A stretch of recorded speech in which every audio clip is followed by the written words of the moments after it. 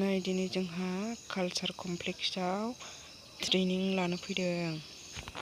गेटआ बेनो। हाबबाय।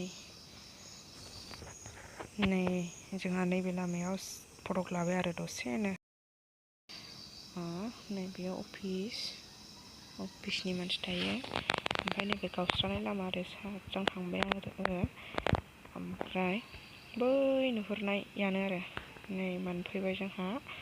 मोनफैनानै ओरै साइड आरोना नैबेनो हला ट्रेनिं हला। ट्रेनिंआ सेट टु एपनि सोमोन्दै। अब्ला जों मिथिनानै लादिनि फै। बे सेट टु एप दङ। बियो आगोल मामोन?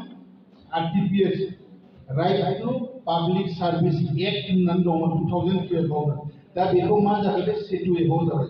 बे सेट टु एपआव जाहैबाय जिखुनु माबा नोंसोरो जेनेबा रेजिस्टार खालामनो थाङोबा माबायाव थांनांगोन, सार्केल अफिसाव थांनांगोन, फरेस्ट डिपार्टमेन्टआव फरेस्टआव थांनांगोन। दा नैबेहाय मा अपसन दङ? बा नोङो पेन कार्ड बानायनायानो होन, नोङो माबा मोनसे जेनेबा मा होनोमोनलाय ड्राइभिं लाइसेन्सआनो होन, जेनेबा बार्थ सार्टिफिकेटआनो होन, बेफोर बायदि बायदि जा स्किम दङ बेफोरखौ जुदि माबा एप्लाइ खालामनोबा नोंसोर बे अफिसाव थाङाबालानो बेहायनो अनलाइन नोंसोरो दा एप्लाइ खालामनो हायो।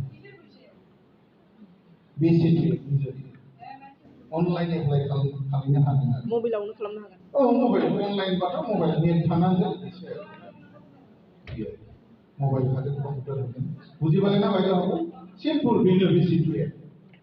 आरो बेहाय माखासे दहाय बुजायदोंमोन जे सोर जेनेबा इएसओ सार्टिफिकेट इएसओ माटी कागजआव थाङा बेबायदि हानि खेत्रआव 60 दिननि गेजेराव जुदि बे सार्केल अफिसारा बे लेखाखौ होआबा नोंसोरो कमप्लेन होनो हायो। माखासे जेसेबां दिन्थिदोंमोन बबेबा सानबायाव, बबेबा 30 दिनाव, बबेबा 50 दिनाव, 60 दिनाव, बे दिनाव जुदि हराबा नोंसोरो बेखौ एप्लिकेसन कमप्लेन होबा बे फाइन होनांगोन सार्केल अफिसारा बा जिखुनु अफिसारनो बेबायदि नियम दङ आरो। सोरनो हैनांगोन? औ सोरनो हैनांगौ होनदां? नोंसोर हैनांगोन, लिरनांगोन। अनलाइनाव हरनांगोन। डिसि बायद'नाव बा डिसि सारनाव हैनांगोन बेफोरबायदि आरो। बेफोरखौनो दा बुजायदों आरो। ঠিক আছে বাইদেউ? ক্লিয়ার? হবে? খেলা হবে নাকি?